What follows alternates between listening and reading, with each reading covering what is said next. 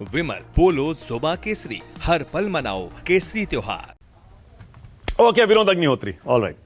पहले थोड़ा सा विश्लेषण कर लेते हैं। देखिए, आज कांग्रेस पार्टी मुद्दा है। सीधे ही आपने विनोद जी गेंद फेंक दी। हाँ, विनोद अग्निहोत्री। आरपी सिंह के पास जाएंगे? नहीं, आरपी सिंह जी से बाद में बुलवाऊंगा, क्योंकि आरपी सिंह जी वैसे भी बाद में बोलना पसंद करते हैं।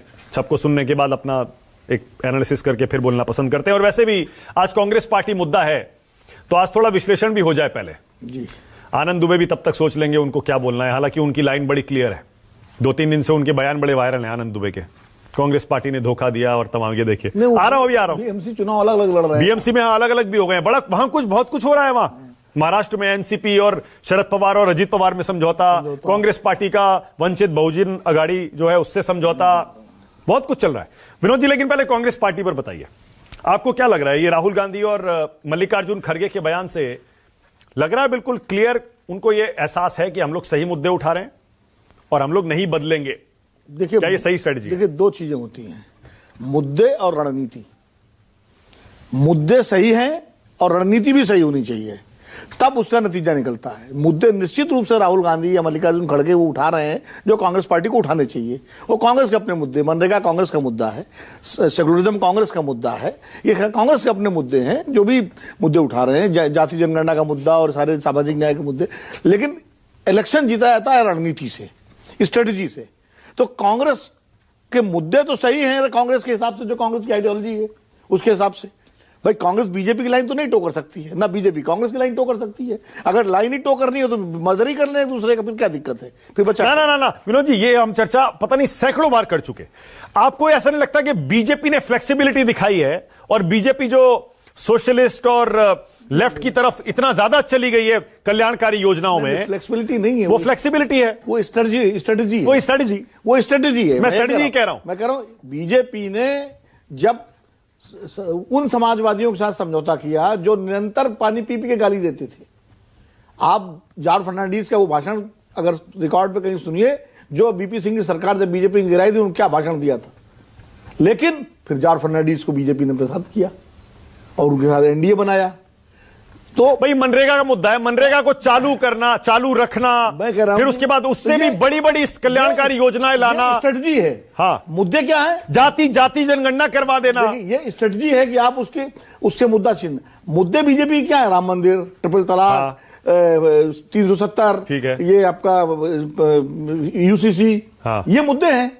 उन मुद्दों पर बीजेपी ने कभी समझौता थोड़ी किया। लेकिन स्ट्रेटजी में वो अपना दाएं बाएं करते रहे, कब किसके साथ लेना। पीडीपी के साथ भी समझौता कर लिया उन्होंने, 3 बार यूपी में मायावती समझौता किया। पर कांग्रेस पार्टी वो फ्लेक्सिबिलिटी नहीं दिखा पाई क्या स्ट्रेटजी में? कांग्रेस पार्टी फ्लेक्सिबिलिटी दिखाती है, कांग्रेस पार्टी भी, लेकिन कांग्रेस पार्टी की स्ट्रेटजी गड़बड़ाती है। जैसे कांग्रेस पार्टी ने भाई लालू से समझौता किया, जिन लालू यादव ने कांग्रेस की सत्ता छीनी थी 89 में, कांग्रेस से तो सरकार ली थी, लेकिन लालू यादव के साथ आज भी कांग्रेस चिपकी हुई है। तो कितनी बड़ी फ्लेक्सिबिलिटी दिखा दी। लेकिन फ्लेक्सिबिलिटी कब कहां दिखानी चाहिए और स्ट्रेटजी आपकी क्या है?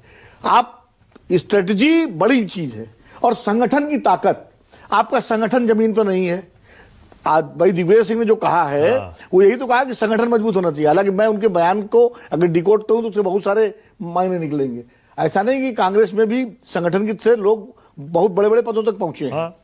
एक आप नेहरू गांधी परिवार को आप निशाना भले लगा दें, लेकिन कांग्रेस में राष्ट्रीय अध्यक्ष से लेकर के और प्रधानमंत्री और सारे मुख्यमंत्री सब साधारण परिवारों से ही आए हैं, सब कार्यकर्ता बन के आए, ऐसा नहीं है।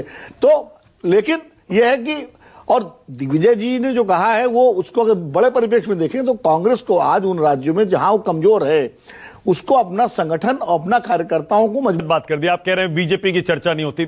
10 साल से बीजेपी और आरएसएस पर कितनी चर्चा हुई है कि बीजेपी में क्या गलत है, कौन सी नीति सही है, कौन सी गलत है, खूब चर्चा होती है, अक्सर करते हैं।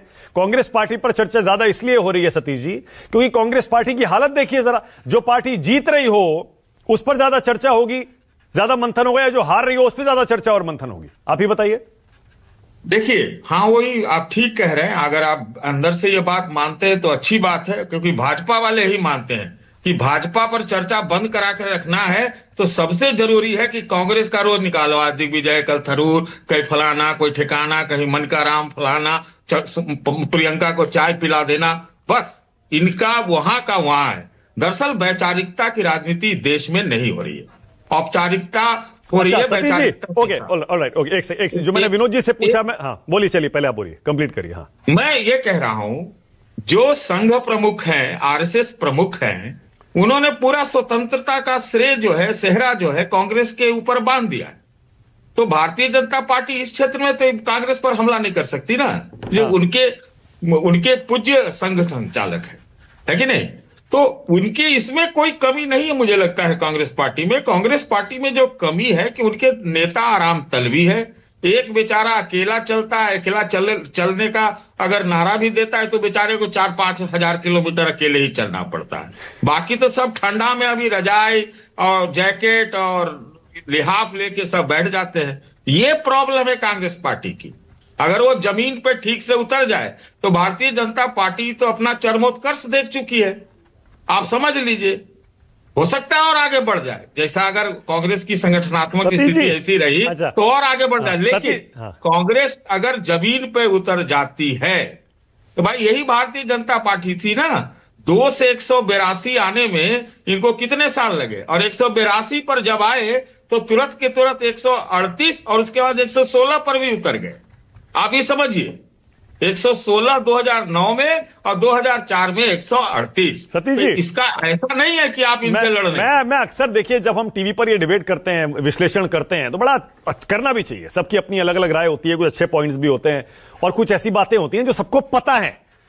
मैं ये कह रहा हूं सतीश जी, क्या जब हम ये विश्लेषण करते हैं और कांग्रेस के बड़े बड़े अनुभवी नेताओं को इतनी सलाह देते हैं, तो हम ये मान के क्यों चलते हैं कि उनको ये सारी बातें पता नहीं है? आप कह रहे हैं जमीन पर अगर उतर जाए, आप कह रहे हैं जमीन पर अगर कांग्रेस पार्टी उतर जाए, किसने रोका है भाई? उनको नहीं पता है जमीन पर उतरने से जीतेंगे। उतरे वो तो होंगे ही ना। मैं वापस आ रहा हूं उसी पर जो अमित शाह कह रहे हैं सतीश जी।